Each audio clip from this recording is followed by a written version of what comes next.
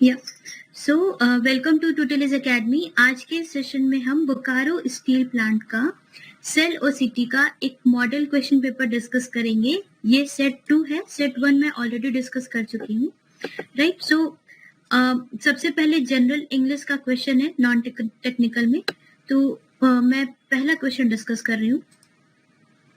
हाँ, choose the correct alternative out of the given alternatives. Correct option choose करना है, इतने अल्टरनेटिव्स गिवन है। It is mainly due to Peter's lethargy that the plant fail के बाद क्या होगा, ठीक है। तो पीटर्स लेथार्जी, लेथार्जी मतलब क्या होता है? लेथार्जी मतलब होता है आलसपन, ठीक है, लोथनेस, राइट। तो पीटर के लोथनेस के कारण, पीटर के आलसीपन के कारण जो प्लान है वो सक्सेसफुल नहीं हुआ, right. Plan did not happen, right. तो इसके लिए जो वर्ड है वो है फेल थ्रू, ठीक है। हम क्या बोलते हैं? हम ऐसा बोलते हैं कि जब भी कोई प्लान फेल, जब भी कोई प्लान नहीं होता है as plan, whenever anything does not happen as planned, we say that it has fail through, right. तो इसीलिए हमारा ऑप्शन हो जाएगा यहाँ पर, it is point number C, it is mainly due to Peter's lethargy that the plan fail through, कि plan ऐसा नहीं हुआ, जैसा हमने प्लान किया था वैसा नहीं हुआ, ठीक है। It was since I fall ill, I my plan to go to Singapore did not fail through, ठीक है, ऐसा कह सकते हैं, राइट। मुझे सिंगापुर जाना था पर मेरी तबीयत खराब हो गई तो मैं नहीं जा पाई, प्लान कैंसिल हो गया, तो plan fail through, right. Next, moving to question number 2, choose the alternative which best expresses the meaning. ठीक, fit her like a glove. कोई चीज एकदम परफेक्टली फिट होती है तो हम उसे क्या कहते हैं कि जैसे कि ग्लोव होता है, जो भी ग्लोव होता है वो आपके हाथों में परफेक्टली फिट हो जाता है। तो fit her like a glove, ये एक फ्रेज है, एक इडियम है, जो कि वर्ड, जो कि किसके लिए यूज होगा? वो परफेक्टली वर्ड के लिए यूज होगा, ठीक है। क्योंकि ग्लोव जो फिट होता है वो परफेक्टली फिट होता है, वो ना ही लार्ज होता है, वो ना ही शैबिली फिट होता है, बहुत ढीला भी नहीं होता, ना ही टू हाई रहता है। Glove is always perfectly fit, that is why our option will be point number A.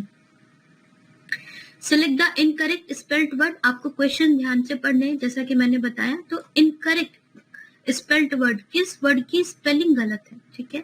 Discover की स्पेलिंग सही है, डिस्काउंट की स्पेलिंग भी हम देख रहे हैं सही है, डिसएग्री की भी स्पेलिंग सही है, लेकिन अगर डिस्करेज, डिस्करेज की हम स्पेलिंग देखें तो ये स्पेलिंग जो है वो क्या है?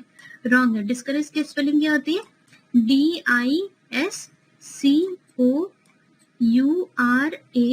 DISCOURAGE, this is the spelling of discourage, right. लेकिन ये जो होगी वो डिस्करेज की स्पेलिंग नहीं होगी, तो हमारा आंसर हो जाएगा point number C, right. Incorrect word हमें बताना है। Next, question number 4, select the correct spelling of any given word. ठीक है, करेक्ट स्पेलिंग बताना है। तो जो स्पेलिंग होगी एसेसरी की वो होगा point number B, ACCESSORY। Accessory मतलब जो ज्वेलरी, जो ornaments ladies wants to wear, उसे एक्सेसरी भी कहते हैं, ठीक है। Question number 5, select the incorrectly. देखिए फिर से यहाँ पर जो गलत स्पेलिंग है वो बताना है, right. Select the incorrectly spelled word in the following words, okay. Century की स्पेलिंग भी सही है, फाइनेंस की स्पेलिंग भी सही लग रही है, रिमेम्बर की स्पेलिंग भी सही है। गलत किसकी स्पेलिंग है? गलत है स्पॉन्सर की, ठीक है। स्पॉन्सर की स्पेलिंग क्या होता है? SPONSOR। स्पॉन्सर की स्पेलिंग में it is SOR, it is not SER, ठीक है। We pronounce it like sponsor, ठीक, स्पॉन्सर, राइट। तो हमारा आंसर हो जाएगा point number D. Question number 6, हमें सिनोनिमम बताना है, किसका? प्रैग्मेटिक का। सिनोनिमम मतलब जो वर्ड का मीनिंग प्रैग्मेटिक से सिमिलर है, ठीक है।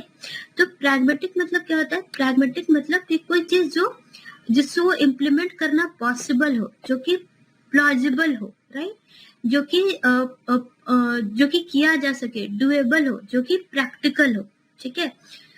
तो हम ऐसा कह सकते हैं कि give me a pragmatic solution that how to deal with increasing number of COVID patient। अगर कोविड पेशेंट की संख्या बढ़ रही है तो मुझे एक प्रैक्टिकल सोल्यूशन बताओ कि क्या किया जाए, मतलब डुएबल सोल्यूशन, जो कि एक्चुअल में इम्प्लीमेंट करना आसान हो, जो कि प्रैक्टिकल हो, राइट, जो कि आज के डेट में, आज के सिचुएशन के हिसाब से एकदम सही हो, राइट, तो उसी को कहते हैं pragmatic. Pragmatic stands for practical, right.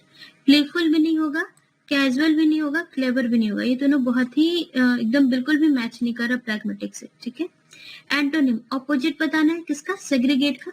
Segregate मतलब क्या होता है, बिल्कुल अलग अलग करके रख देना किसी चीज को, ठीक है, अलग अलग कर देना, टुकड़ों में बांट देना, ठीक। तो सीवर भी नहीं होगा। यूनाइट होगा। सेग्रीगेट, यूनाइट मतलब क्या होता है, यूनाइट मतलब कोई चीज जो टूट गई है, अलग अलग है, उसे जोड़ कर रख देना, ठीक है, उसे आपस में मिला कर रख देना, जोड़ना, राइट। सेपरेट बिल्कुल नहीं होगा, सेपरेट और सेग्रीगेट तो इनफैक्ट सिनोनिम हो जाएंगे। एग्रीगेट, एग्रीगेट का मतलब क्या होता है, कंबाइन करना। तो एग्रीगेट का मतलब भी कंबाइन होता है, लेकिन कंबाइन मतलब इन सेंस कि बस साथ में रख देना, ठीक है। लेकिन यूनाइट का मतलब क्या होता है कि बिल्कुल जोड़ देना, ठीक है। एग्रीगेट में हम साथ में टूटी हुई चीजें रख सकते हैं, बट यूनाइट में हम क्या करेंगे, टूटी हुई चीजों को जोड़ देंगे। और सेग्रीगेट का इसीलिए यहाँ पर जो एंटोनिम होगा वो होगा जोड़ना, unite, right. Question number 8, select the option that best expresses the meaning of the underlying phrase या group of words। बेस्ट जो अंडरलाइन वर्ड है इसका बेस्ट मीनिंग कौन सा फ्रेज बता रहा है, ठीक है। तो his evidence has revealed the involvement of his neighbor in the crime। तो उसका जो सबूत है, एविडेंस का मतलब क्या होता है, सबूत, तो उसका सबूत ने ये रिवील किया है। रिवील किया है मतलब ये चीज ओपन अप किया है, डिस्क्लोज किया है, बताया है, दिखाया है, ठीक है, कि जो नेबर था वो क्राइम में इन्वॉल्व था, ठीक है। मतलब कि कोई चीज छुपा हुआ था उसको बाहर निकालना, तो बाहर निकालना को ही रिवील कहते हैं। तो बाहर इज आउट, निकालना ब्रॉड, ठीक है। तो किसी भी चीज को to throw light on something, किसी चीज पे प्रकाश डालना, बाहर निकालना, किसी चीज के बारे में डिस्कस करना जो कि छुपा हुआ हो, उसको क्या कहते हैं, ब्रॉट आउट, ठीक है। उसको क्या बोलेंगे हम, brought out is the meaning for that, ठीक। और अगर ब्राउट अबाउट की बात हो रही है, ठीक है, ब्राउट अबाउट मतलब क्या होता है, ब्राउट अबाउट मतलब होता है गिव राइज टू, ठीक। तो गिव राइज टू मतलब कि हम ऐसा कह सकते हैं कि since the friends were not compatible about their thoughts, it brought about a fight, ठीक है। मतलब गिविंग राइज टू फाइट, जो दोस्त थे वो आपस में झगड़ा कर रहे थे, तो अब वो आपस में कंपैटिबल नहीं थे, तो they brought about a fight, उन्होंने एक झगड़े को जन्म दिया, that is what is brought about, ठीक है।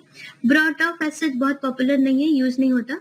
ब्राउट राउंड मतलब क्या होता है, ब्राउट राउंड का मतलब होता है to persuade someone to agree with you, किसी को अग्री करना, कि किसी को रिक्वेस्ट करके अपने साथ एग्री करवा लेना, ठीक है, उसका मतलब that is what is brought round, right. तो ये सब आपको पता होना चाहिए। Next question number 9, select the option that completes the sentence correctly, ठीक है। You are annoyed with me, aren't you होगा इसका आंसर, ठीक है। क्यों, क्योंकि जब भी ऐसे क्वेश्चंस पूछे जाते हैं तो अगर ये पॉजिटिव सेंटेंस है तो यहाँ पर नेगेटिव होगा, और अगर ये नेगेटिव सेंटेंस होता है, you aren't annoyed with me, are you correct होता है उस समय, ठीक है। और यहाँ पे जो भी हेल्पिंग वर्ब होता है, सेम वर्ब हम यहाँ पर यूज करते हैं। यहाँ पर आर है तो आरंट यू यूज होगा। अगर यहाँ पर डू होता, अगर you do not like eating sweets, don't you, ऐसा अगर होता, you do not like eating sweets, don't you, अगर ऐसा होता तो हम यहाँ पे डोंट यू लिखते, ठीक है। तो you are annoyed with me तो हो जाएगा aren't you, right? Question number 10, in the following sentence 4 words or phrases have been underlined। 4 word underline किया हुआ है, not only, yet is, from, और बताना है कि कौन सा इनकरेक्ट है, ठीक है।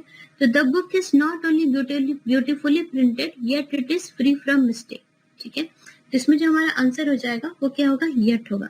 क्यों, क्योंकि हम यहाँ पे क्या बोल रहे हैं कि जो बुक है वो बुक बस सुंदर प्रिंटेड नहीं है, ठीक है, नॉट ओनली, बुक जो है वो बस सुंदर प्रिंटेड नहीं है, बल्कि यहाँ पे क्या हो रहा है, बल्कि इसमें कोई गलती भी नहीं है, ठीक है। हम क्या कह रहे हैं कि जो बुक है वो सिर्फ सुंदर प्रिंटेड ही नहीं है, बल्कि इसमें कोई गलती भी नहीं है, तो बल्कि में क्या हो जाएगा, तो बल्कि में हम यहाँ पे क्या यूज करेंगे, but is free from mistake, ठीक है, इसीलिए क्योंकि यहाँ पर येट यूज किया हुआ है इसीलिए ये गलत हो जाएगा, राइट।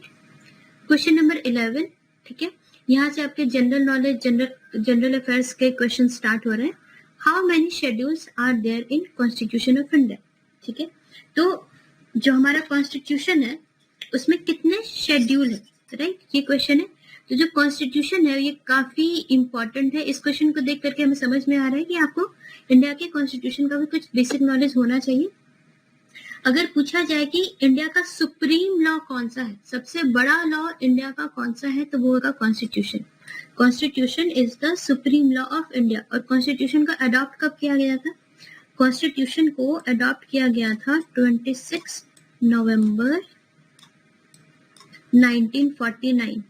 इसमें कॉन्स्टिट्यूशन का अडॉप्ट किया गया था और कॉन्स्टिट्यूशन फिर इम्प्लीमेंट कब हुआ था, it came into force on 26 जनवरी 1950। इसमें ये इम्प्लीमेंट हुआ था और अडॉप्ट इस डेट को हुआ था, ठीक है। तो ये सारे डेट्स भी इंपॉर्टेंट है। अगर शेड्यूल की बात आती है, how many schedules are there in constitution of India, तो जो भी मैटर्स डिस्कस करने हैं, ठीक है, वो मैटर्स को 12 शेड्यूल में डिवाइड किया गया। There are 12 schedules in our constitution, ठीक है। कितने फंडामेंटल राइट्स हैं, कितने डीपीएसपी हैं, कितने शेड्यूल्स हैं, ये सब आपको आइडिया होना चाहिए, right. Next question number 12, on which date is likely to experience the shortest day, ठीक है। जैसा कि हमें पता है कि गर्मी में जब when there is summer season, तो जो दिन होता है वो लंबा हो जाता है और सर्दियों में जो दिन होता है वो छोटा हो जाता है, ठीक है। तो यहाँ पे पूछा जा रहा है कि सबसे छोटा दिन किस दिन होगा, तो हमारा आंसर हो जाएगा दिसंबर 12 होगा हमारा आंसर। इस दिन ये जो दिन होता है उसमें सबसे छोटा दिन होता है और सबसे लंबी रात होती है। और जो शॉर्टेस्ट डे होता है उसको हम लोग एक और टर्म से जानते हैं, उसे कहते हैं विंटर सोल्स्टिस, ठीक है। शॉर्टेस्ट डे को हम क्या कहते हैं, विंटर सोल्स्टिस। हम लोगों ने ये पहले भी पढ़ा है, अपने स्कूल में भी पढ़ा है हमने, ठीक है, just for recalling. Shortest day को विंटर सोल्स्टिस कहते हैं। और अगर आपसे पूछा जाए कि on which date India is likely to experience the longest day, सबसे बड़ा दिन कब होगा, तो सबसे बड़ा दिन कब होता है, गर्मियों में होता है। तो ये आप याद रखिए, जून 21 इज द लॉन्गेस्ट डे, ठीक है, सबसे बड़ा दिन है। और जून 21 को हम क्या बोलते हैं, समर सोल्स्टिस, ठीक है, जून 21 को हम समर सोल्स्टिस बोलेंगे, right. Question number 13, when the earth summit was organised by UNCED। बहुत इंपॉर्टेंट क्वेश्चन है ये, ठीक है। अर्थ समिट UNCED ने ऑर्गेनाइज किया था, United Nation conference on environment and development. I am reiterating, United Nation conference on environment and development, ठीक है। और ये कब हुआ था, ये 1992 में हुआ था, ठीक है।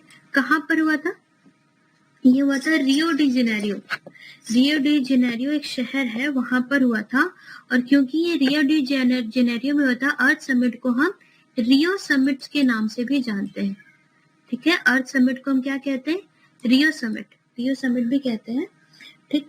और 1992 में हुआ था। और इसी समय कुछ और इम्पोर्टेंट जो है समिट्स, क्योटो प्रोटोकॉल है, पेरिस एग्रीमेंट है, वो भी उतना ही इम्पोर्टेंट है जितना है अर्थ समिट। तो आपको इन सब के बारे में बेसिक नॉलेज होना चाहिए। I am reiterating, Kyoto protocol and Paris agreement, ठीक है।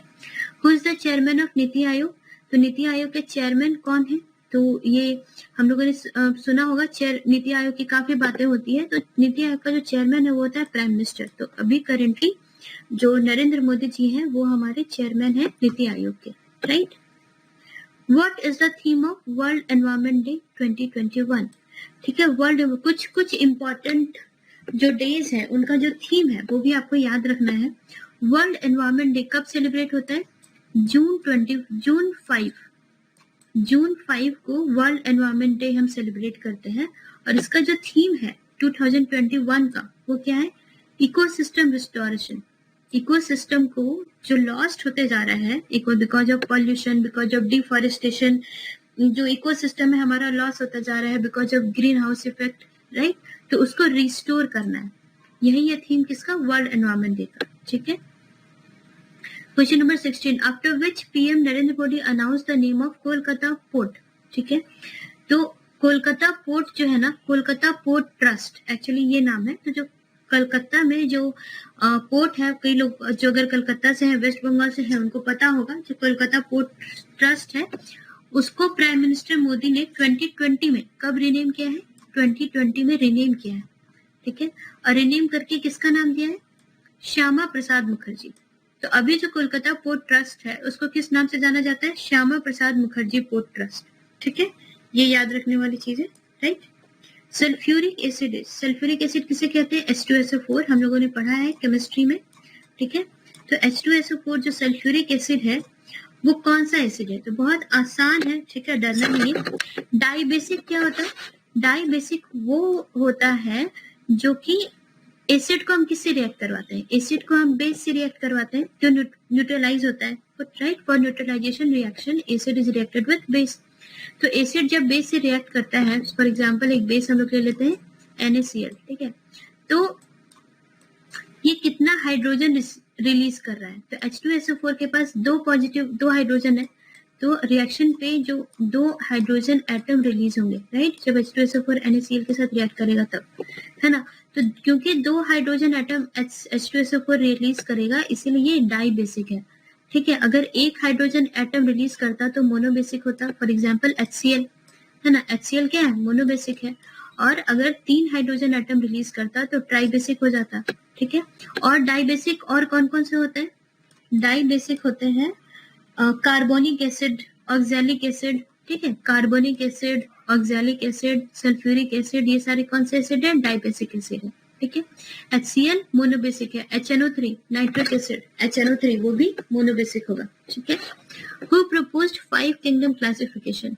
5 किंगडम क्लासिफिकेशन यहाँ पे किसकी बात की जा रही है? 5 किंगडम मतलब कि जितने भी ऑर्गेनिज्म है, जितने भी लिविंग थिंग्स है जो कि अर्थ पे रहते हैं, हमारी दुनिया में जितने भी लिविंग ऑर्गेनिज्म है उसको क्लासिफाई किया गया है. किसमें किसमें क्लासिफाई किया गया है? प्लांट, एनिमल, ठीक है, fungi, plant, animal, fungi, protozoa, protist भी कहते हैं इसको, प्रोटोजोआ एंड मोनेरा.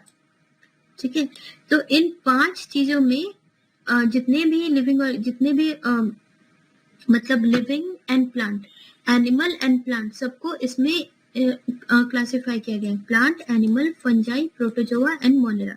ठीक है, और इसको जो प्रपोज किया था वो किसने प्रपोज किया था?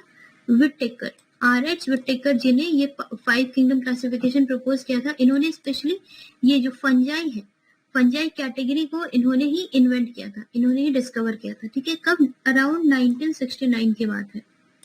ठीक है, उन्होंने बताया था. किसी साइंटिस्ट ने 3 किंगडम क्लासिफिकेशन भी किया है, किसी ने 6 किंगडम क्लासिफिकेशन किया है, किसी ने 7 किंगडम क्लासिफिकेशन किया है. ये सब भी आपको पता होना चाहिए. Right. 19, which of the following cell organelles are present only in plant cell? ठीक है, इसमें से कौन सी चीज सिर्फ प्लांट सेल में ही प्रेजेंट रहती है? ठीक है, तो हमारा आंसर होगा सेल वॉल. सेल वॉल क्यों होगा? क्योंकि कोई भी अगर हमारे पास 2 तरह के सेल है, plant cell and animal cell. ठीक है, तो क्या होता कि प्लांट सेल, और यहाँ पे मैं और स्पेसिफाई कर देती हूँ आपको थोड़ा डिटेल से, bacteria, fungi, algae and plant. ठीक है, इन सबके पास bacteria, fungi, algae and plant, इन सबके पास इनके हर सेल में एक सेल वॉल होता है. जबकि एनिमल के पास, जैसे हम लोग हो गए, if we are an animal, we do not have cell wall. हमारे पास हमारे जितने भी सेल, जिन सेल से हम बने हुए हैं उनमें प्लाज्मा मेम्ब्रेन होता है, लेकिन सेल वॉल नहीं होता. सेल वॉल सिर्फ और सिर्फ सेल मेम्ब्रेन होता है हमारे पास. सेल वॉल मतलब एक वॉल, जो सेल होता है सेल की कवरिंग. सेल वॉल बस प्लांट, बैक्टीरिया, फंजाई और एल्गी के पास होता है. सेल वॉल उनके पास क्यों होता है? क्योंकि अगर सेल वॉल है तो उनको एक प्रॉपर स्ट्रक्चर देता है. अगर आप पत्ता को देखेंगे तो पत्ते में बहुत सारे सेल जुड़ के बने हैं और एक एक सेल पत्ता को एक एक स्ट्रक्चर प्रोवाइड कर रहा है. बैक्टीरिया एक सिंगल सेल अगर ऑर्गेनिज्म है तो उस सिंगल सेल को एक वॉल चाहिए होगा अपने आसपास. ठीक है, the same stands for fungi, algae के लिए भी. लेकिन हमारे पास बस एक मेम्ब्रेन होता है, plasma membrane, that is enough. Cell wall हमें नहीं चाहिए होता. ठीक है, what is the study of fungus known as? तो स्टडी ऑफ फंगस को हम लोग कहते हैं माइकोलॉजी, ठीक है। Mycology is the study of fungus. Physiology क्या होता है? फिजियोलॉजी में पता है, जैसे कि वर्ड भी बता रहा है, फिजियोलॉजी मतलब फिजिकल, मतलब ह्यूमन बॉडी, ह्यूमन बॉडी की जनरल स्टडी को हम लोग फिजियोलॉजी कहते हैं। फ्रेनोलॉजी में क्या होता है? फ्रेनोलॉजी में हम ह्यूमन ब्रेन के बारे में स्टडी करते हैं।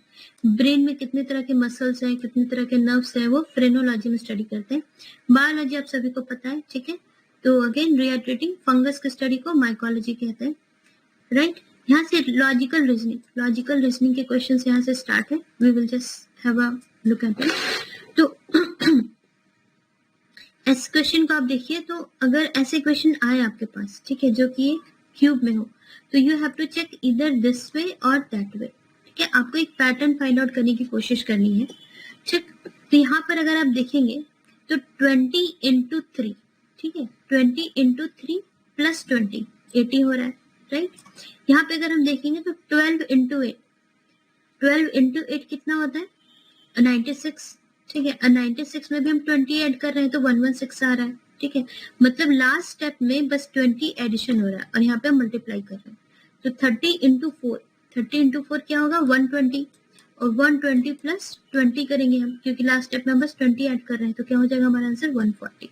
तो हमारा answer will be point number D, 140। Okay, question number 22। ये डायरेक्शन वाला क्वेश्चन है। जब भी डायरेक्शन वाला क्वेश्चन है, आपको क्या करना है? सबसे पहले एक अपना एक छोटा कंपास ड्रॉ करना है, north, south, east and west. आपका सवाल आसान हो जाएगा, ठीक है। 2 cars started from a particular spot, ठीक है। एक पर्टिकुलर स्पॉट पे एक कार स्टार्ट हो रही है, ठीक है। सपोज ये स्पॉट है। The car A ran straight at the speed of 30 km/h for 2 hours north। तो जो कार ए है वो किधर जा रही है? नॉर्थ जा रही है। देखिए यहाँ पे लिखा है north, at a speed of 30 km/h for 2 hours। तो 2 घंटे के लिए वो 30 km/h से गई, मतलब वो नॉर्थ गई कितना दूर? 60 किलोमीटर गई, ठीक है। And then took a right turn, यहाँ से राइट टर्न लेंगे, राइट टर्न ली और 40 किलोमीटर गई, ठीक है ना। Then took a right turn and ran for 40 kilometers, then again turn right, इसके बाद फिर वो राइट मुड़ी, and it stopped after 30 kilometer। तो यहाँ पे 60 किलोमीटर था, 30 किलोमीटर पे आके वो स्टॉप हो गई, ठीक है। यहाँ पर आके हमारी कार ए स्टॉप हो गई है। And then car B ran straight towards east, यहाँ पे कार बी थी, ठीक है, क्योंकि ए और बी एक ही जगह स्टार्ट हुए थे, और कार बी towards ईस्ट चली गई। ये ईस्ट है, ईस्ट चली गई, east eight a speed of 20 km/h for 2 hours, मतलब वो भी 40 किलोमीटर गई है। तो हमको इसके बराबर लाना पड़ेगा, है ना। यहाँ पे 40 किलोमीटर और ये भी 40 kilometre, right. And turn left, तो अगर कोई यहाँ पे खड़ा है उसके लिए लेफ्ट कहाँ पे होगा? ऊपर होगा। And turn left and run for 10 kilometre, और लेफ्ट पे जाके वो 10 किलोमीटर चली है। एंड देन स्टॉप्ड, ठीक है, उसके बाद रुक गई। यहाँ पर ये 30 किलोमीटर चल के रुक गई थी और यहाँ पर ये 10 किलोमीटर चल के रुक गई थी। Then stop, how far were these 2 cars from each other. तो ये दोनों कार अपने आप से कितने दूर है? तो बहुत आसान है। अब तो यहाँ पे 30 है, यहाँ पे 10 है, और ये टोटल डिस्टेंस कितना है? 60 है। That means this distance will be 20 kilometres, ठीक। तो हमारा आंसर क्या हो जाएगा? 20 किलोमीटर। बहुत आसान क्वेश्चन है, ठीक है। Next moving to question number 23। 23 में आप देखिए, आपको एक पैटर्न दिखेगा। क्या पैटर्न है? सबसे पहला पैटर्न है ये LMN। सेकेंड पैटर्न क्या है? MNOP, right. LMN and then MNOP and then NOPQR। तो कहाँ से स्टार्ट हो रहा है? LMN लिख रहे हैं, उसके बाद हम पहला लेटर ड्रॉप कर दे रहे हैं और MN और नेक्स्ट 2 लेटर्स कम, ठीक है। MNOP,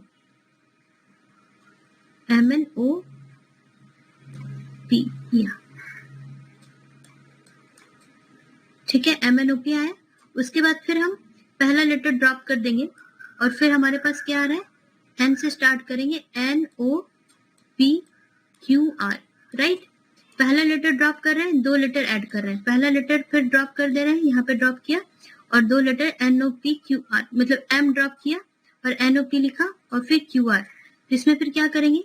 हम यहाँ पे इसका फिर पहला लेटर ड्रॉप करेंगे, हम पहला लेटर ड्रॉप करेंगे, छोड़ देंगे, ड्रॉप करेंगे मतलब छोड़ देंगे, ठीक है। और स्टार्ट किससे करेंगे? ओ से स्टार्ट करेंगे, O P Q R S, ये होना चाहिए हमारा answer, and that is point number 3, right. Question number 24, 3, 9, 21, 45। अगर ऐसा क्वेश्चन है, आपको दिख रहा है कि इंक्रीजिंग ऑर्डर है, तो इंक्रीजिंग ऑर्डर है तो पहले डिफरेंस फाइंड आउट करने की कोशिश करेंगे, या ये भी फाइंड आउट करने की कोशिश करेंगे कि कहीं कुछ मल्टीप्लाई तो नहीं हो रहा सब में, ठीक है, ये भी फाइंड आउट करने की कोशिश करेंगे। तो एक बार डिफरेंस फाइंड आउट करने की कोशिश करते हैं। तो 3 और 9 के बीच में जो डिफरेंस है वो है 6, 9 और 12 के बीच में जो डिफरेंस है वो है 12, 9 और 21 के बीच में डिफरेंस है वो है 12, और 21 और 45 के बीच में जो डिफरेंस है वो है कितना है? 24, राइट। तो इन दोनों के बीच में जो डिफरेंस है वो है 6, 12 एंड 24। तो नेक्स्ट जो लेटर होगा, नेक्स्ट जो वर्ड लेटर होगा, उसमें जो डिफरेंस होगा वो कितना होगा? हम इंटू 2 करते जा रहे हैं, राइट। 6 इंटू 2 12, 12 इंटू 2 24, तो जो डिफरेंस होगा वो 48 होगा। मतलब next number will be what? 45 plus 48, right. 45 plus 48, और वो कितना होता है? 45 प्लस 48 इज 93। तो हमारा आंसर क्या हो जाएगा? 93, ओके। कंपास, शिप, वास्तु, तो क्या होगा? तो ये जो शिप है, शिप को डायरेक्शन देता है कंपास, किधर जाना है किधर नहीं, कंपास बताता है, ठीक है। लेफ्ट, राइट, नॉर्थ, साउथ, सब कौन बता रहा है? कंपास। तो वास्तु भी क्या होता है? वास्तु जो है वो डायरेक्शन देता है घर को, ठीक है, घर को डायरेक्शन देता है कि कहाँ पर पूजा घर होना चाहिए, ठीक है, कहाँ पर डाइनिंग रूम होना चाहिए, कहाँ पर किचन होना चाहिए। तो ये सारा कुछ इस तरह से डायरेक्शन देने का काम कौन करता है? वास्तु। किसको? होम को। वास्तु घर को डायरेक्शन देता है, लैंड को नहीं देता, फ्लैट को नहीं देता, बिल्डिंग को नहीं देता। वास्तु होम, यहाँ पे होम वर्ड आएगा क्योंकि जहाँ पे लोग एक्चुअली रह रहे हैं, ठीक है, एक होमली फीलिंग वाला वर्ड चाहिए वास्तु के लिए। बिल्डिंग और फ्लैट नहीं चाहिए जहाँ पे बस ईंटे की दीवार खड़े हो, राइट। तो कंपास शिप वास्तु के लिए क्या हो जाएगा? Home, right. ये हो जाएगा हमारा answer. Next question number 26, Q के बाद डी है तो बी के बाद क्या आएगा, ठीक है। अगर ऐसा कोई क्वेश्चन आए जिसमें आपको नंबरिंग करनी हो, ठीक है, अल्फाबेट्स की नंबरिंग करनी हो, तो एक ट्रिक याद रखिए। ट्रिक है क्या? इजोटी, EJOTY, ठीक। ई में ABCDE, तो ई 5वां नंबर पे है, J 10वां नंबर पे आता है, O 15वां नंबर पे आता है, T 20वां नंबर पे आता है, और Y 25वां नंबर पर आता है, ठीक है। तो अब हम एक बार बस नंबरिंग चेक कर लेते हैं। क्यू का नंबरिंग क्या होगा? OPQ, तो 15, 16, 17, क्यू के नंबरिंग क्या हो जाएगा? 17, ठीक है। डी का नंबरिंग हमें पता है क्या है? 4 है, ठीक। उसे यहाँ पे एक्चुअली डबल होगा, ये मिस्टेक है, ठीक। तो बी का नंबरिंग क्या है? 2, ठीक है। तो 17 और 4 में डिफरेंस कितना है? 13 का डिफरेंस है। तो वही हम देखेंगे 2 और यहाँ पे जो लेटर होगा उसके बीच में डिफरेंस कितना होना चाहिए? 13 का होना चाहिए, राइट। तो यहाँ पे जो लेटर, तो 2 प्लस 13 व्हाट वी गेट 15। तो इसलिए यहाँ पे जो लेटर होना चाहिए वो क्या होगा? O। तो इफ देयर इज O, अगर बी के बाद O रहता है तो व्हाट वी गेट? 2:15, ठीक है। ये 17 है, ये 4 है, डिफरेंस दोनों का 13 आ गया। ये 2, ये सेकेंड डिजिट पे दूसरे नंबर पे है और ये 15वें नंबर पे है, और दोनों का डिफरेंस कितना आ गया? 13 आ गया, राइट। इसलिए हमारा आंसर क्या हो जाएगा? O। क्वेश्चन नंबर 27, EVKPTJ, ठीक है। तो ऐसे क्वेश्चन यहाँ पे भी हमें सेम इजोटी का ही रूल यहाँ पे फिर अप्लाई होगा, ठीक है, क्योंकि हमें फिर से क्या करनी है? नंबरिंग करनी है, ठीक। तो EVKP, तो देखिए यहाँ पे क्या होगा? E प्लस 6, ठीक है। हम यहाँ पे कंपेयर, यहाँ पे भी ऐसे ही डबल डॉट ही होगा, ठीक है, ये थोड़ा सा मिस्टेक है। तो EV और KP में जो रिलेशन है वही TG और नेक्स्ट वर्ड में होना चाहिए। तो EV और KP में क्या रिलेशन है? तो E plus 6 is equal to K, and V minus 6 अगर आप देखेंगे तो क्या आ जाएगा? P, ठीक। E plus 6 is equal to K, IJK, K का नंबरिंग क्या है? 11, तो E plus 6 11, V minus 6 is equal to P, ठीक है। OP, P का नंबरिंग क्या है? 11, और V का नंबरिंग आप देखेंगे तो 15 है। TUV, 15 का नंबरिंग क्या आ जाएगा? 17, ये 17 है, ठीक है।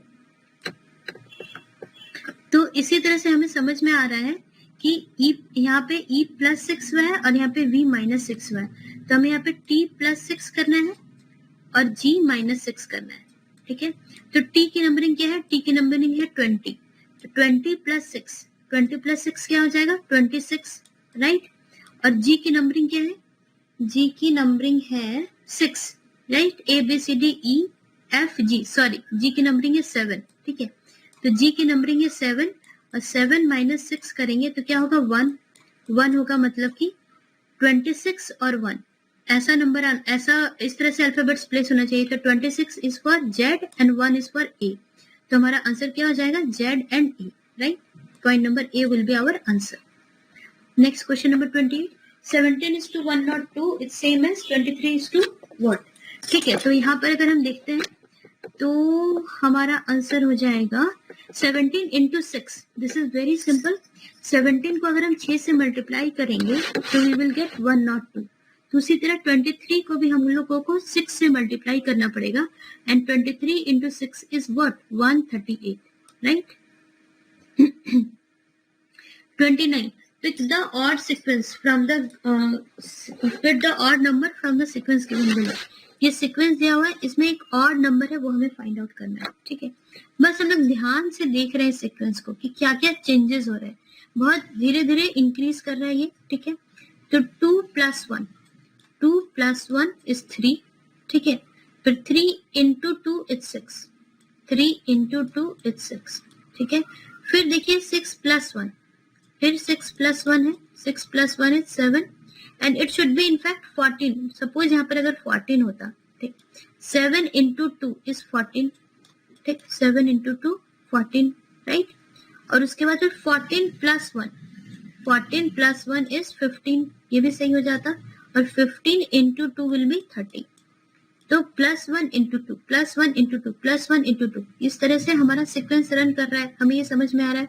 और यहाँ पे 11 की जगह क्या होना चाहिए 14, अगर 11 की जगह 14 रहे तो ये जो सीक्वेंस रन कर रहा है ये बिल्कुल सही आएगा। तो इसीलिए जो हमारा ऑड नंबर होगा वो क्या हो जाएगा 11, right. Question number 30, find the odd word या number pair from the given alternatives. इसमें से ऑड कौन सा है फाइंड आउट करना है। एनालॉजी, रीजनिंग, डिकोडिंग, साइक्लिंग, ये तो आप लोग के लिए बहुत इजी है। ये तीनों ही लॉजिकल रीजनिंग के जो क्वेश्चंस हैं उनके टाइप्स हैं। डिकोडिंग के भी क्वेश्चंस होते हैं, रीजनिंग के भी क्वेश्चन होते हैं, एनालॉजी के भी क्वेश्चन होते हैं, राइट। और साइक्लिंग जो है वो कम्प्लीटली एक डिफरेंट एक्सरसाइज है, इसीलिए हमारा आंसर क्या हो जाएगा cycling, right. Find the word number letter number pair from the given alternatives, ठीक है। ऑड वर्ड हमें फाइंड आउट करना है। तो अगर हम इसे ध्यान से देखने पे पता चल रहा है कि जो पहला लेटर है, ठीक है, उसके बाद का जो लेटर है उसको ड्रॉप कर दिया गया है एंड सेकेंड उसके बाद का एक लेटर छोड़ करके नेक्स्ट लेटर लिखा गया है। फॉर एग्जाम्पल ABC, B को छोड़ दिया गया है, PQR, यहाँ पे Q को छोड़ दिया गया है, यहाँ पर EFG, F को छोड़ दिया गया है, पर यहाँ पे नहीं छोड़ा है, ठीक है। एक तो ये पॉइंट मिल रहा है। उसके बाद यहाँ पे उसके बाद का 2 लेटर है और फिर कॉन्टिन्यूएशन में है, तो PQRS भी बिल्कुल सही है, MNO भी ठीक है, EFGH भी ठीक है। लेकिन हमें पहले लेटर से पता चल जा रहा है कि जो ऑड वर्ड होगा वो क्या होगा, पॉइंट नंबर 3 होगा। तो सीरीज को देख के हमें समझ में आ रहा है कि जो ऑड होगा वो क्या होगा, ये होगा, ठीक है। Question number 32, find the odd word number letter number pair from the given alternative. Same question है, ऑड वर्ड फाइंड आउट करना है। NMOK PKQJ RLSK TGUF, ठीक। तो इसमें ऐसा कुछ दिख नहीं रहा है जैसा कि इसमें इजीली नजर आ रहा था, राइट। इसमें ऐसा कुछ नजर तो नहीं आ रहा। तो अगर नजर आ जाता है कि कुछ यहाँ पे 1 का डिफरेंस है, यहाँ भी 1 का डिफरेंस है, यहाँ पे 0 डिफरेंस है, यहाँ पर 1 का डिफरेंस है, बट यहाँ पर अगर ऐसा नहीं दिखता तो आपको फिर कहाँ जाना है, आपको इजोटेरियल ट्राई करना है, ठीक है। आपको क्या करनी है, सबकी नंबरिंग लिखनी है। नंबरिंग लिखेंगे कुछ ना कुछ दिख जाएगा, ठीक। तो एक बार देखते हैं NMOK की अगर आप नंबरिंग करेंगे तो N comes in which letter, O से पहले ठीक N आता है, MNOP, ठीक है। O का 15 होता है, इसीलिए N का क्या हो जाएगा 14। तो NMO का क्या हो जाएगा, 1 सेकेंड, 14 13, 15 एंड 11, ये है NMOK का, राइट। PKQJ का क्या हो जाएगा, इसका हो जाएगा 16, 11, 16, 11 और Q का होगा 17 और J का तो पता ही आप सभी को 10 होगा, राइट।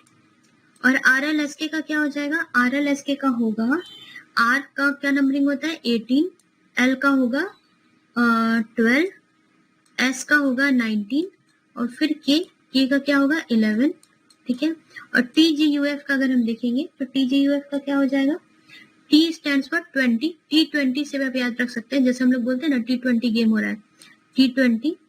एंड G का क्या हो जाएगा, G का है 7 और U का क्या होगा, U का होगा 21 एंड ABCDEF, F का क्या होगा 6, ठीक है। तो ये हमारे पास डेटा है। अगर हम ये डेटा है, इसमें से भी कुछ ऐसा पैटर्न समझ नहीं आ रहा है, ठीक है, तो हम क्या करेंगे, हम डिफरेंस देखेंगे इन दोनों का, राइट। तो 14 और 13 में डिफरेंस कितना है, -1 का है, ठीक है। 13, 15 में +2 एंड देन 15 और 11 में -4, ठीक है। यहाँ पे भी देखिए 16 और 11 में है -5 और 11 और 7 में है +6 और 7 और 10 में क्या है, फिर है -7, राइट। 18 और 12 में अगर देखें तो क्या है -6, 12 और 19 में क्या है 12 + 7 इज 19, ठीक है। और 19 और 11 में देखें तो -8, राइट। और यहाँ पे अगर डिफरेंस देखें तो 20 - 17 इज -13 और साथ में 14 ऐड करेंगे दैट इज +14 एंड देन 21 में कितना माइनस करेंगे 15, -15 करेंगे तो 16 आएगा। तो देखिए यहाँ पे जो हमें लेटर मिला है, ठीक है, यहाँ पे एक क्रोनोलॉजी है 5, 6, 7, 6, 7, 8, 13, 14, 15 एक कॉन्टिन्यूएशन में, एक सीक्वेंस में है, लेकिन 1 to 4 ये सीक्वेंस में नहीं है, ठीक है। इसीलिए हमारा आंसर क्या हो जाएगा, point number 1, this is the odd one out. अगर यहाँ पे 3 होता तब कोई बात होती, पर 3 नहीं है, 4 है, इसीलिए ये ऑड वन आउट हो जाएगा, ठीक है। क्वेश्चन नंबर 33 में भी हमें ऑड नंबर फाइंड आउट करना है। तो ये सिंपल है, ये आप थोड़ा सा देखेंगे तो भी समझ में आ जाएगा कि 96 इज डिविजिबल बाय 3, ठीक है। डिविजिबल बाय 3 में क्या होता है, दोनों डिजिट का जो सम होता है वो भी डिविजिबल बाय 3 होता है। तो 9 and 6 is 15, 15 is divisible by 3, तो ये भी 3 से डिवाइड हो जाएगा। 111 भी 3 से डिवाइड हो जाएगा। 87, 8 और 7 का सम कितना होता है 15 और ये भी 3 से डिवाइड हो जाएगा, बट 8 जो है 8 3 से डिवाइड नहीं होता है, इसीलिए हमारा आंसर क्या हो जाएगा, this. Point number a will be our answer, okay. Question number 34, Ramu's mother has 3 son, ठीक है।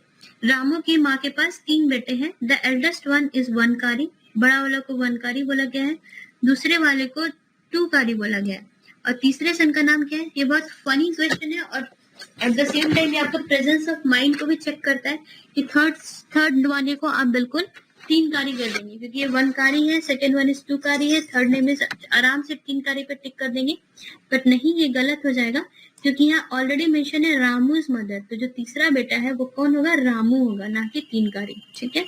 आपको इस पे ही क्लिक करना है। Question number 35, in a certain code language, if the word rhombus is coded as this, rhombus को ये code किया गया, ठीक है, then how is the word rectangle written in that language? तो आप थोड़ा सा ध्यान दीजिए, यहाँ पे देखिए, अगर RST मतलब R+2 लेटर यहाँ पे दिया हुआ है, ठीक है, RST, फिर EFGHHIJ यहाँ पे भी +2 है, फिर MNOPQ +2 है, राइट, MNO O है +2 है, फिर B के बाद क्या होता है ABCD, BCD ये भी +2 है, UVW +2, SUV ये भी +2, मतलब कि इनका जो भी पोजीशन है, हर पोजीशन पे जो लेटर्स है उनको +2 कर दिया गया है, ठीक है। तो उसी तरह हमें ये भी करना है कि रेक्टेंगल में भी जितने भी लेटर्स प्लेस्ड है उसमें भी +2 करना है। आपको दिक्कत होगी, आप इजोटी रूल अप्लाई कीजिए, जल्दी हो जाएगा, ठीक है। तो RST it will start from T, ठीक है, EFG G भी होगा, फिर C के बाद क्या होगा ABCDE E भी होगा, तो फर्स्ट लेटर ये वाला कैंसिल हो गया, एंड देन फिर T है, तो टी के 2 लेटर बाद क्या होगा सॉरी, तो हमारा जो आंसर होगा या तो टी के बाद TUB, हमारा आंसर यहाँ पे V आ रहा है, ये भी गलत हो जाएगा, ठीक है। उसके बाद A के बाद C होगा और N के 2 लेटर के बाद P होगा, G के 2 लेटर के बाद I होगा, L के 2 लेटर बाद N होगा और E के 2 लेटर बाद G होगा। हमारा आंसर हो जाएगा पॉइंट नंबर B, राइट। तो बस इसी तरह से आपको चेक करना है और पॉइंट नंबर B पे चेक करना है। क्वेश्चन नंबर 36, यहाँ से कुछ मैथमेटिकल रीजनिंग के क्वेश्चन स्टार्ट हो रहे हैं, right. Amit makes a deposit of 1 lakh rupees in a bank for a period of 2 years, ठीक है। ये क्या है, प्रिंसिपल है और ये टाइम पीरियड दिया हुआ है आपको, ठीक। If the rate of interest is 12% per annum compounded half yearly, ठीक है। 12% per annum compounded half yearly अगर आप हाफ ईयरली काउंट करेंगे तो 6% हो जाएगा, राइट। 12% पर एनम दिया हुआ है। What amount he will get after 2 years, तो 2 साल के बाद उसे कौन सा अमाउंट मिलेगा। तो अमाउंट का फॉर्मूला क्या होता है, amount is equal to P1 plus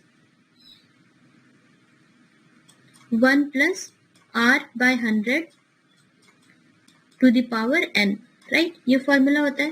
तो P हमें पता है 1 लाख, तो 1 लाख इंटू 1 प्लस R कितना है, R इज 12, क्योंकि हम पर एनम 2 साल के लिए काउंट कर रहे हैं, ठीक है। और यहाँ पे 12 है, तो 12 बाय 100 और उसके बाद हम इसका स्क्वायर कर देंगे। तो what we will get P into 112 by 100 into 112 by 100, हम ऐसा लिख सकते हैं, ठीक है।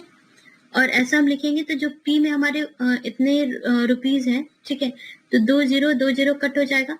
तो what we will get is 112554, 112544, ये आएगा हमारा आंसर। और यहाँ पर कुछ मिस्टेक है, दिट्स नॉट इन ऑप्शन। अगर आपको ये ऑप्शन में दिखे तो this will be the right answer, okay. Question number 37 देखिए, थोड़ा ट्रिकी क्वेश्चन है लेकिन बस आराम से हो जाएगा। Amit can finish a work in 18 days, ठीक है। अमित जो है वो एक काम को कितने दिन में फिनिश कर रहा है, 18 दिन में फिनिश कर रहा है। Raju can finish the same work in 15 days, ठीक है। Raju work for 5 days and left the job, how many days can Amit do the remaining work alone. तो अमित जो है वो एक काम को 18 दिन में कर रहा है, मतलब एक दिन में अमित कितना काम करता है, एक दिन में अमित 1/18 वर्क करता है, ठीक है।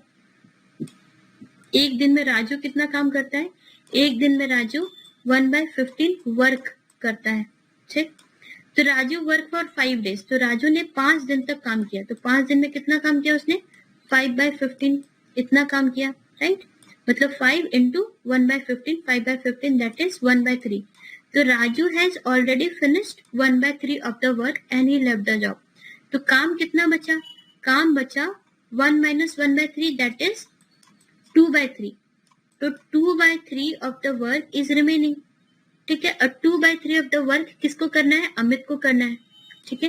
तो अमित जो है वो एक काम को 18 दिन में करता है, right. Amit can finish a work in 18 days, मतलब एक काम को 18 दिन में करता है। अगर पूरा 100% ऑफ द वर्क है तो वो 18 डेज लगाता है। तो अगर 2/3 ऑफ द वर्क है, ठीक है, यूनिटरी मेथड ट्राई कर रहे हैं, 2/3 ऑफ द वर्क है तो कितना टाइम लगाएगा, 18 इंटू 2/3, ठीक है। 18 इंटू 2/3 जो कि हमारा आंसर क्या आ जाएगा, 12 डेज। इसलिए Amit will finish that thing in 12 days, right? Question number 38. A boat running downstream covers a distance of 18 km in 2 hours, while for covering the same distance upstream it takes 3 more hours. ठीक है, तो देखिए यहाँ पे simply downstream में जो speed है वो कितनी है, स्पीड निकालना है हमें 18/2, ठीक है। स्पीड क्या हो जाएगी, डाउनस्ट्रीम, डी फॉर डाउनस्ट्रीम, और स्पीड जो है वो 18/2 that is distance by time that is 9 km/h, ठीक है। 9 km/h उसकी स्पीड हो गई डाउन स्ट्रीम में। और अगर अप स्ट्रीम में बात की जाए तो अप स्ट्रीम में कितना हो जाएगा,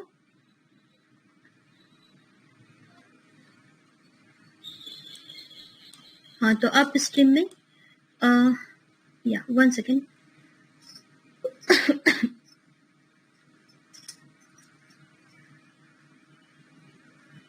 18, डिस्टेंस सेम है, 18/3 दैट इज 6. तो speed in downstream is 9 and speed in upstream is 6. ठीक है, तो what is the speed of the boat in still water? तो speed of the boat in still water क्या होता है? जो down average of speed in downstream and upstream. तो इन दोनों का जो एवरेज करेंगे वही होता है speed of boat in still water. तो राइट, तो 9 और 6 का एवरेज क्या हो जाएगा? 15/2 that is 7.5 kilometre per hour. This will be our answer. ठीक है, डाउन स्ट्रीम में क्या होता है? डाउन स्ट्रीम में स्पीड ज्यादा होती है, क्योंकि डाउन स्ट्रीम में जो स्पीड होती है वो ओरिजिनल स्पीड तो होती है, प्लस उसमें स्पीड ऑफ करंट भी हम ऐड कर देते हैं. राइट, और इसमें ओरिजिनल स्पीड तो होती है और उसमें स्पीड ऑफ करंट हम माइनस कर देते हैं. ठीक है, तो और ओरिजिनल स्पीड क्या है? 7.5 किलोमीटर पर आवर. राइट, यहीं पर अगर आपसे पूछा जाता है कि स्पीड ऑफ करंट क्या है, तो आप कहते हैं 1.5 kilometre per our. 1.5 kilometre per our down stream में ऐड हो जा रहा है और 1.5 kilometre per hour up stream में सब्ट्रैक्ट हो जा रहा है. ठीक है, आई hope it is clear. Question number 39. The average score of 8 students in an examination is 51.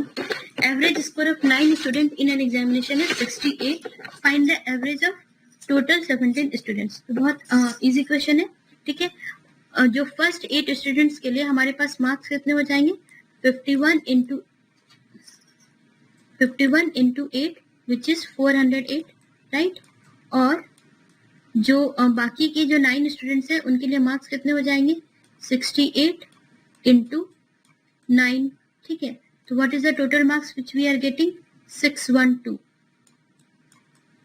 तो हमारे पास जो टोटल मार्क्स है, सारे टोटल 17 स्टूडेंट्स के जो मार्क्स है, ये इन दोनों को ऐड करेंगे तो आ जाएगा. और ऐड कर रहे हैं तो कितना मार्क्स आ रहा है? 1020. ऐड करने पे ये आ रहा है. ठीक है, राइट. तो एवरेज हम निकालेंगे तो कैसे निकालेंगे एवरेज? 1020 divided by 17. हम 17 से डिवाइड करेंगे तो हमारे पास जो आंसर आएगा वो कितना आएगा? 60. 60 will be our answer. 17 into 6 is 102. Okay. Question number 40. Amit, Raju and Rajesh started a partnership business investing rupees 1000, 20,000, 1000, 20,000 and 30,000. Amit, Raju और राजेश ने 10,000, 20,000 और 30,000 रुपया इन्वेस्ट किया था. ठीक है, और उनका एनुअल प्रॉफिट कितना हुआ? 18,000. ठीक है, they made an annual profit of rupees 18,000. Then the share of Amit is. तो अमित का शेयर कितना है? तो इसको कैसे निकालेंगे? जिसने जितना पैसा इन्वेस्ट किया है उसी रेशियो में इसको शेयर मिलेगा. ठीक है, अगर इसको जो रेशियो 1:2:3 इसी रेशियो में जो प्रॉफिट हुआ है वो इसी रेशियो में डिस्ट्रीब्यूट होगा. राइट, तो 18,000 जो प्रॉफिट हुआ है उसको हमको 1:2:3 रेशियो में क्या करना है? डिस्ट्रीब्यूट करना है. ठीक है, तो इसका हम लोग सबसे पहले तो 18,000 by 6 करेंगे. ठीक है, by 6 क्यों करेंगे? क्योंकि overall we have to divide it in 6 portion. 3 plus 2 plus 1 that is 6. तो 18,000 by 6 अगर हम करते हैं, ठीक है, तो हमें कितना मिलेगा? we will get 3,000. ठीक है, we will get 3,000 हमें मिलेगा. तो 3,000 हम अमित को देंगे क्योंकि इसको एक शेयर चाहिए, और फिर बचेगा क्या? 15,000. 15,000 में हम 6,000, 3,000 into 2 हम राजू को देंगे, और 3,000 into 3 दैट इज 9,000 हम किसको देंगे? राजेश को देंगे. तो कैसे हम डिस्ट्रीब्यूट करेंगे? जो 8,000 है उसको हम कैसे डिस्ट्रीब्यूट कर रहे हैं? 3,000 एंड देन 6,000 एंड देन 9,000. इस तरह से 1:2:3 रेशियो में डिस्ट्रीब्यूट कर रहे हैं. हमसे पूछा क्या है? अमित का शेयर पूछा गया, और अमित ने 10,000 दिया था, इसलिए इसका शेयर कितना हो जाएगा? ₹3,000. Right, I hope it is clear. Find the largest number of 4 digits which is exactly divisible by 20, 18, 12, 15, 15 and 9. Right? तो हमें एक जो लार्जेस्ट डिजिट फाइंड आउट करना है 4 डिजिट का, जो कि इन सभी से डिविजिबल है. ठीक है, तो फर्स्ट स्टेप सबसे पहले हम ऐसा सोचेंगे कि जो लार्जेस्ट नंबर है 4 डिजिट का वो क्या है. तो लार्जेस्ट नंबर 4 डिजिट का हमारे पास क्या है? 9999. ठीक है, ये लार्जेस्ट डिजिट है. और कोई नंबर जो कि एग्जैक्टली इन सारे नंबर से डिविजिबल हो, ठीक है, वो क्या होगा? वो इनका मल्टीपल होगा. राइट, तो इन सब का मल्टीपल होगा, तो लोवेस्ट कॉमन मल्टीपल हम निकालेंगे सबसे पहले. तो इनका सबसे पहले हम एलसीएम निकालेंगे. ठीक है, किनका मल्टीपल, जो मल्टीपल होगा वही डिविजिबल होगा सबसे, राइट, जो इन सबका मल्टीपल होगा वही इन सबसे ही डिविजिबल होगा, which is exactly divisible by, ठीक है। तो हम अगर इनका एलसीएम निकालेंगे तो इनका एलसीएम हमें क्या मिलेगा, हमें एलसीएम मिलेगा 360, ठीक है, 360 एलसीएम मिलेगा। अब उसके बाद हमें क्या करना है कि लार्जेस्ट 4 डिजिट नंबर निकालना है। तो हम जो 9999 में जो एक्स्ट्रा पार्ट है, सपोज कि कोई 4 डिजिट नंबर है, ठीक है, तो जो एक्स्ट्रा पार्ट है वो रिमूव करना पड़ेगा 999 से, तो हमें वो 4 डिजिट नंबर मिल जाएगा, right. 999 is not our answer, ये हमारा आंसर नहीं है, ठीक है। 9999 हमारा 18 से डिविजिबल नहीं होगा, 20 से डिविजिबल नहीं होगा, राइट। तो इसमें से जो एक्स्ट्रा पार्ट है 999 से जो छोटा होगा वही डिविजिबल होगा, राइट। तो 999 से जो एक्स्ट्रा पार्ट है उसको माइनस करना पड़ेगा, तब हमें नंबर मिलेगा। तो उसके लिए हम क्या करेंगे, हम 360 से डिवाइड करेंगे 9999 को, ठीक है। 360 से हम अगर डिवाइड करेंगे 9999 को, तो जो हमें रिमाइंडर बचेगा ना, हमारा रिमाइंडर क्या बचेगा, रिमाइंडर यहाँ पर बचेगा 279। 279 is the remainder which we are getting, और यही 279 जो है वो 999 में एक्स्ट्रा है। अगर हम इससे रिमूव कर देंगे, क्योंकि रिमाइंडर ही बचता है, अगर हम कहते हैं कि 15 इज नॉट डिविजिबल बाय 2, तो रिमाइंडर जो बचता है, रिमाइंडर जो बचेगा कितना बचेगा, 1 बचेगा। तो रिमाइंडर जब हम माइनस कर देंगे 15 से, तो जो नंबर आएगा 14 वो 2 से डिविजिबल हो जाएगा, राइट। तो वही इसको 360 को हमें इससे डिविजिबल बनाना है, क्योंकि 360 इनका लोवेस्ट मल्टीपल है। तो डिविजिबल बनाने के लिए हमें जो रिमाइंडर है उसको इससे माइनस करना पड़ेगा, राइट। तो 9999 से अगर हम 279 माइनस करते हैं तो हमारा आंसर क्या हो जाएगा, 9720। This will be our answer. I hope it is clear, okay. Question number 42, three numbers, first is twice the second and second is twice the third, right? The average of three number is 21. Find the largest number of the three. ठीक है, तो numbers को हम consider करते हैं x, 2x and 4x, ऐसा ही आएगा, right. क्योंकि देखिए 3 number, first is twice the second, ये फर्स्ट नंबर है, first number is twice the second number, correct दिख रहा है। 4x is twice 2x and second is twice the third, और ये जो second number है it is twice of third number, ठीक है। 4x, 2x and then simply x. The average of 3 number is 21, तो बस x plus 2x plus 4x by 3 is equal to 21. तो अगर हम इसे सॉल्व करेंगे तो what we will get 7x is equal to 21 into 3 and x is equal to what, 9. x 9 मिल गया। और find the largest number of the three, तो largest क्या है, largest है 4x, तो 4x is 9 into 4, that is 36. Okay. Question number 43, the smallest number which is increased by 5 is divisible by each of 24, 32, 36, 54 is, ठीक है। तो सबसे पहले ऐसे क्वेश्चन में सबसे पहले तो आपके साथ डरना नहीं है, which is increased by 5, ठीक है, ये हम लोग बाद में कर लेंगे। सबसे पहले हमें निकालना है smallest number which is divisible by this, और उससे हम लोग -5 कर देंगे तो हमें आंसर मिल जाएगा। तो कोई भी नंबर जो इससे डिविजिबल हो और वो स्मॉलेस्ट हो, तो वो क्या होता है, LCM. LCM is what, lowest common multiple. तो जो मल्टीपल होगा इन सब का, जो वही इन सब से डिविजिबल होगा, राइट। इन सब का जो मल्टीपल होगा वही इन सबसे डिविजन होगा। और एलसीएम क्या बताता है, लोवेस्ट कॉमन मल्टीपल, इनका इन सबका जो कॉमन मल्टीपल होगा वो जो सबसे छोटा होगा। तो एलसीएम हमें ऑटोमेटिकली आंसर दे रहा है, राइट। तो एलसीएम अगर हम निकालेंगे इसका, तो इन चारों का अगर हम एलसीएम निकालेंगे तो हमारा आंसर क्या आएगा, हमारा आंसर आएगा 864। 864 हमारा आंसर आएगा। फिर क्वेश्चन क्या पूछ रहा है, smallest number which when increased by 5, तो हमें यहाँ पे +5 नहीं करना होगा, हमें यहाँ पे -5 करना पड़ेगा, क्योंकि -5 करेंगे तो जो हमारा आंसर आएगा 859, यही हमारा आंसर होगा। क्योंकि देखिए अब क्वेश्चन पढ़िए, smallest number, this is the smallest number which when increased by 5, अगर इसमें 5 ऐड करेंगे तो 864 आ जाएगा। And is divisible by this, ये भी बिल्कुल सही है क्योंकि ये लोवेस्ट है, ये लोवेस्ट कॉमन मल्टीपल है और डिवाइड करेगा 24, 32, 36 एंड 54 को, राइट। तो हमारा आंसर हो जाएगा 859. Okay, question number 44. The average of 4 consecutive odd number is 30. What is the value of smallest number? ठीक है, तो कॉन्जिक्यूटिव ऑड नंबर, दो ऑड नंबर के बीच में डिफरेंस कितना होता है? 2 होता है. 3, 5, 7, 9 सबके बीच में डिफरेंस कितना होता है? 2 होता है.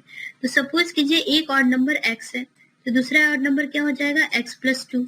ठीक है, उसी तरह x+4, x+8 इस तरह से हो जाएगा. तो इनका जो एवरेज है वो कितना है? 30 है.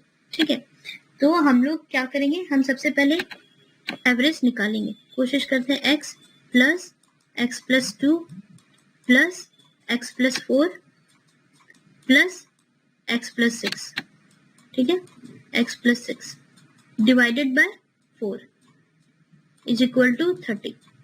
ये हमारा प्रॉब्लम स्टेटमेंट है. ठीक है, तो अगर हम इसको सॉल्व करेंगे तो व्हाट वी विल गेट यहाँ पे 4x है, 4x plus 10 plus 4x plus 12, 6 plus 4 plus 2, 4x plus 12 is equal to 4 इधर चला जाएगा, 120 हो जाएगा. और हम अगर सॉल्व करेंगे तो हमें x क्या मिलेगा? x इज इक्वल टू यहाँ पे 120 से 12 माइनस हो जाएगा, 108/4 and which is equal to 27. हमें x कितना मिला? 27 हमें मिल गया x, राइट. तो what is the value of smallest number? तो हमारा स्मॉलेस्ट नंबर क्या है? x ही है smallest number, 27, right. Question number 45. Raju covers a distance of 6 hours downstream and he covers the same in 9 hours upstream. If the current is 3 km/h, find the speed of Raju in still water. Same concept है, मैंने question पहले बता दिया है, right. तो अगर हम suppose the speed of Raju in still water is x, ठीक है, तो उसका स्पीड डाउनस्ट्रीम में क्या हो जाएगा? डाउनस्ट्रीम में हो जाएगा x+3, क्योंकि करंट का स्पीड दिया हुआ है 3, राइट. और अपस्ट्रीम में क्या हो जाएगा? x-3, क्योंकि करंट का दिया हुआ है कितना? 3. ठीक है, उसके बाद जो हम ऐसा कंसिडर करेंगे कि distance in upstream is equal to distance in downstream, क्योंकि जितना वो जाने में डिस्टेंस ट्रेवल कर रहा है उतना ही आने में ट्रेवल कर रहा है. ठीक है, तो distance is what? Distance is speed into time. ठीक है, speed into time is distance. तो यहाँ पे स्पीड क्या है? यहाँ पर स्पीड है x+3, तो और 6 आवर्स लग रहा है डाउन स्ट्रीम में, तो 6 इंटू x+3 हो जाएगा. डाउन स्ट्रीम का अगर हम डिस्टेंस कंसिडर करें तो this is what? This is time into speed. Speed is x+3 in down stream. ठीक है, और यहाँ पे डिस्टेंस अप स्ट्रीम का कितना हो जाएगा? अप स्ट्रीम का डिस्टेंस हो जाएगा स्पीड इंटू टाइम. स्पीड क्या है? Speed is x-3, right. Speed is x-3 और टाइम कितना है? Time is 9 hours. तो हमें ये इक्वेशन सॉल्व करनी है, और इक्वेशन जब हम सॉल्व करेंगे तो we will get x is equal to 15. ठीक है, इक्वेशन को सॉल्व करने के बाद हमें क्या मिलेगा? x is 15. तो x is the speed of Raju in still water and that is what? This will be our answer. Okay, question number 46. The cost price of 50 orange is equal to selling price of 40 orange. Find the percentage of profit. ठीक है, तो cost price of 50 orange is equal to selling price of 40 orange. ठीक, तो हम यहाँ पे क्या कर रहे हैं? हम बस let's consider only 40 orange. ठीक, तो cost price of 40 orange कितना हो जाएगा?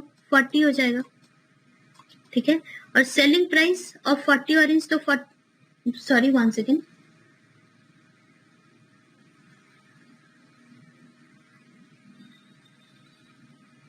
हाँ, और selling price of 40 orange will be equal to 50. ठीक है, देखिए, cost price of 50 orange is equal to selling price of 40 orange. तो selling price of 40 orange is considering ₹50 और कॉस्ट प्राइस हम कितने का कंसिडर कर रहे हैं? 40 ऑरेंज का ही कंसिडर कर रहे हैं. ठीक है, तो हमारा कॉस्ट प्राइस हो जाएगा 40 और सेलिंग प्राइस हो जाएगा 50. ठीक है, तो जो प्रॉफिट होगा वो कितना होगा? प्रॉफिट क्या होता है? प्रॉफिट होता है selling price minus cost price by cost price into 100. ये होता है हमारा प्रॉफिट का फॉर्मूला. ठीक है, तो selling price minus cost price will be 10 by 40 into 100. ठीक, तो what we will get, solving this we will get 25%. 25% हो जाएगा हमारा क्या, profit. Okay. Question number 47. Find the compound interest on ₹1000 at the rate of 20% per annum for 18 months when interest is compounded half yearly. यहाँ पर ध्यान देने वाली बात क्या है, इंटरेस्ट जो है उसको हाफ ईयरली काउंट कर रहे हैं. तो कंपाउंड इंटरेस्ट हमें फाइंड आउट करना है. कंपाउंड इंटरेस्ट का फॉर्मूला क्या होता है, CI is equal to T into 1 plus R by 100 to the power n minus P. ठीक है, माइनस P, क्योंकि ये अमाउंट है और ये प्रिंसिपल है, तो हम इसको करेंगे 1000 और 1 प्लस R कितना हो जाएगा हमारा. तो हम यहाँ पे हाफ ईयरली काउंट कर रहे हैं. ठीक है, हाफ ईयरली काउंट कर रहे हैं, तो जो रेट है वो हम हाफ ईयर के लिए लेंगे. तो हाफ ईयर के लिए रेट कितना हो जाएगा, 10. ठीक है, और टाइम में how much half year we have 3 half year. ठीक है, 18 months is equal to 3 half year minus P. ठीक, यहाँ पर अगर हम कैलकुलेट करेंगे तो हमारा आंसर आएगा, दिस वी विल गेट 1331, क्योंकि यहाँ पे 11 का स्क्वायर हो जाएगा, 1331 11 का क्यूब हो जाएगा. ठीक है, यहाँ पर 11 का क्यूब हो जाएगा माइनस P, तो P is 1000, so our answer will be 331. Point number B will be our answer, right? Question number 48. 15 men can finish a piece of work in 210 days. ठीक है, 15 लोग एक काम को 210 दिन में फिनिश करते हैं. But at the end of 100 days 15 additional men are employed. In how many more days work will be completed? ठीक है, तो इसमें क्या करना है, इसमें बस ये करना है कि टोटल वर्क कितना है पहले हम फाइंड आउट करेंगे. इसका ट्रिक यही है. तो हमें जो टोटल काम करवाना है वो कितना है, 210 into 15. 210 into 15 is the total work which we have to get done. Unit क्या हो जाएगा, 210 into 15 man days. यहाँ पर इतने डेज है और इतने मैन है, राइट. तो 210 into 15 man days, इसको मल्टीप्लाई करेंगे तो हमारे पास आंसर आ जाएगा 3150. This is the total work which we have. ठीक है, और at the end of 100 days 15 additional men are employed. ठीक, तो इतना काम था, तो 100 दिन में पहले तो काम हो गया ना. 100 दिन में कितना काम हो गया वो हम देखेंगे. तो 100 दिन में जितना काम हुआ है, तो 3150 हमारा टोटल काम था. ठीक है, और 100 दिन में कितना काम हुआ, तो 100 into 15 लोग काम कर रहे थे. 100 दिन तो 15 लोग काम कर रहे थे, तो 100 into 15 मतलब इतना काम बचा. ठीक है, हमारे पास टोटल इतना काम था, 100 दिन में इतना काम हुआ. कितना काम हुआ, 100 into मेन डेज. हमारा यूनिट क्या है, कितना, जितना काम का मेन डेज यूनिट है, तो 100 days into 15 men were there. कितने लोग थे, 15 लोग थे. तो इसको सब्ट्रैक्ट करेंगे तो हमें पता चलेगा कि हमारे पास कितना काम बचा हुआ है. तो सब्ट्रैक्ट कर रहे हैं तो हमारे पास क्या आ रहा है, 1650. मतलब इतना काम हमारे पास बचा हुआ था, तब क्या हुआ, 15 और लोग आ गए. तब हमारे पास कितना लोग है, अब इतना काम बचा हुआ है, इतना मेन डेज, इतना काम बचा हुआ है, और हमारे पास कितने लोग और आ गए, हमारे पास लोग आ गए, पहले से 15 थे और बाद में और 15 आ गए. 15 + 15 मतलब 30 men. We got 30 men. तो इतना काम बचा है एंड वी हैव 30 men. तो कितने दिन में कंप्लीट हो जाएगा, इसको डिवाइड कर देंगे तो वी गॉट आंसर 55. तो इन टोटल 55 डेज के बाद काम कंप्लीट हो जाएगा. अगर आपसे पूछा जाता कि in how many total days the work was completed, तो हमारा आंसर होता 155. कंफ्यूज नहीं होना, सिली मिस्टेक नहीं करना है. अगर टोटल डेज बोला जाता तो 100 दिन यहाँ पर लगे, 55 दिन हमें यहाँ पर मिले, तो 155 होगा. लेकिन हाउ मेनी मोर डेज पूछा जा रहा है तो 55 डेज हो जाएगा हमारा answer. Question number 49. 2 numbers are in the ratio 5:7. ठीक है, 5x कर लिया, 7x कर लिया. ठीक, if 25 is subtracted from each, 25 को सब्ट्रैक्ट कर दिया, दोनों से 25 सब्ट्रैक्ट कर दिया, they are in the ratio of 35:59. तो इनका रेशियो क्या हो गया, 35:59. बस ये इक्वेशन सॉल्व कर देना है, इक्वेशन हमें सॉल्व कर देना है. दो नंबर थे इन द रेशियो 5:7, 5x और 7x कंसिडर कर लिया. If 25 is subtracted from each, 5x से 25 सब्ट्रैक्ट कर देंगे तो ये नंबर मिलेगा, 7x से 25 सब्ट्रैक्ट कर देंगे तो ये नंबर मिलेगा, और इन दोनों का जो रेशियो है वो 35:59 है. Find the difference between two number. तो अगर हम इसको सॉल्व करेंगे तो हमारा आंसर आ जाएगा x इज इक्वल टू 12. ठीक है, और डिफरेंस बिटवीन टू नंबर, दोनों के बीच का डिफरेंस क्या, तो जल्दीबाजी में x इज इक्वल टू 12 पे आंसर हमें टिक नहीं करना है. क्वेश्चन में क्या बोल रहा है, क्वेश्चन में बोल रहा है डिफरेंस फाइंड आउट करो दोनों नंबर का. It is not telling us to find x. तो डिफरेंस क्या है, 5x and 7x, difference is 2x. तो हमारा आंसर क्या हो जाएगा, 24. Right, answer will be 24. Question number 50, last question. One side of the parallelogram is 10 metre. Parallelogram मतलब जिनके अपोजिट साइड पैरेलल होती है.